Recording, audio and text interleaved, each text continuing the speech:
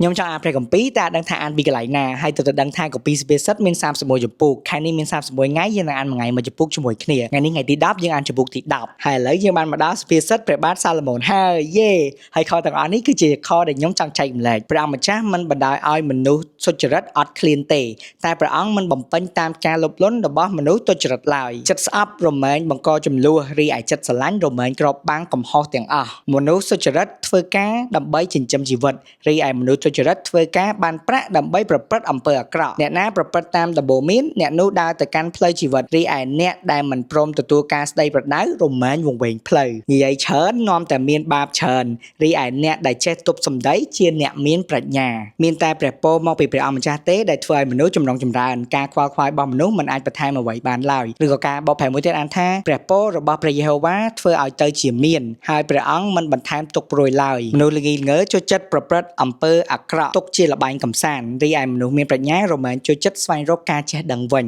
ខ្ញុំឃើញថានៅក្នុងចម្ពោះទី10នេះគឺសម្បូរទៅដោយសុភាសិតក៏ដូចជាការណែនាំដ៏ល្អៗច្រើនមែនទែនពីព្រះបាទសាឡូមោនហើយខ្ញុំចង់លើកទឹកចិត្តឲ្យអ្នកទាំងអស់គ្នាទៅអានទាំងអស់គ្នាហើយកុំភ្លេច comment នៅខផ្សេងៗទៀតដែលអ្នកទាំងអស់គ្នាចាប់អារម្មណ៍ផងព្រោះអីសិតតែខដែលមានអត្ថន័យអប់រំល្អៗច្រើនមែនទែនគ្រាន់តែខ្ញុំអត់បានយកមកនិយាយនៅក្នុងវីដេអូនេះជួបគ្នាថ្ងៃស្អែកជាមួយនឹងចម្ពោះទី11សូមអរគុណសម្រាប់ទានពរបាយបាយ